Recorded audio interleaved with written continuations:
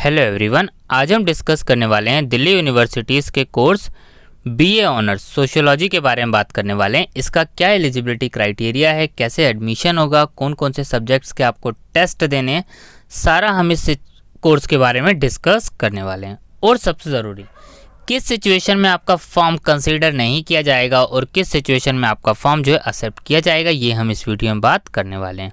तो ध्यान से जिस तरीके से आपको बताया जाए उस तरीके से आपको ध्यान रखना है। बीए ऑनर्स सोशियोलॉजी के लिए क्या एलिजिबिलिटी क्राइटेरिया, अब देखिए यहाँ पे candidate must appear in CUET। ये प्रोस्पेक्टस आप जो है दिल्ली यूनिवर्सिटीज़ की साइट से डाउनलोड कर सकते हैं। अभी मैं आपको सारी चीज़ें लास्ट में बताने वाला हूँ। क्या कॉम्बिनेशन आपको फॉलो करना है, सबसे पहली चीज़, एक लैंग्वेज आपको चूज़ करनी है लिस्ट ए से। लिस्ट ए में सारी लैंग्वेज मेंशन है, इंडियन भी है, फॉरेन लैंग्वेज भी है, तो आप जो चूज़ करना चाहें चूज़ कर सकते हैं।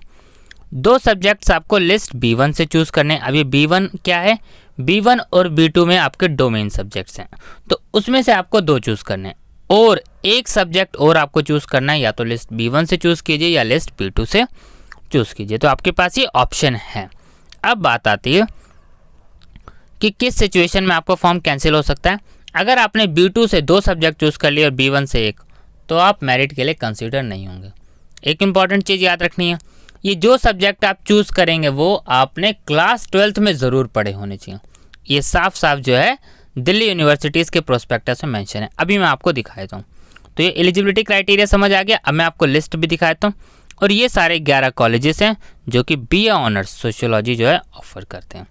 चलिए अब मैं आपको जो है इसमें पहले लिस्ट दिखा देता हूँ, लिस्ट ए, लिस्ट B1 और लिस्ट B2, और फिर उसके बाद बाकी की चीज़ें बताता हूँ। ये देखिए लिस्ट ए, इसमें से आपको एक लैंग्वेज चूज़ करनी है।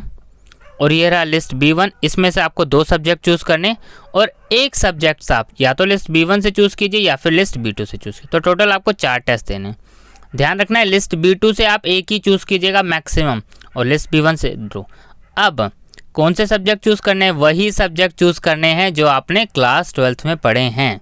आप आर्ट्स फील्ड से हैं तो आर्ट्स के सब्जेक्ट चूज़ करिए, कॉमर्स के हैं तो कॉमर्स के, साइंस के हैं तो साइंस के। अब ये बात कहाँ लिखी हुई है, ये बात भी दिल्ली यूनिवर्सिटीज़ के प्रोस्पेक्टस में इंपॉर्टेंट पॉइंट्स जब आप रीड करेंगे, candidate must appear in CUET in only दो सब्जेक्ट इन विच ही और she has pass class 12th। तो ये ध्यान रखना है कि आपने जिस सब्जेक्ट्स में क्लास 12th पास करी है आपको उसी सब्जेक्ट्स का CUET देना है, ठीक है, उसी सब्जेक्ट्स में। ये प्रोस्पेक्टस आप जो है DU की साइट से डाउनलोड कर सकते हैं। साइट का लिंक आपको डिस्क्रिप्शन बॉक्स में मिल जाएगा। और इन केस आप साइट से नहीं डाउनलोड कर पा रहे हैं तो आप टेलीग्राम पेज से डाउनलोड कर लीजिएगा। लिंक आपको डिस्क्रिप्शन पेज में मिल जाएगा। डिस्क्रिप्शन में आपको टेलीग्राम, इंस्टाग्राम सारे लिंक आपको डिस्क्रिप्शन बॉक्स में मिल जाएंगे, ठीक है। Thank you.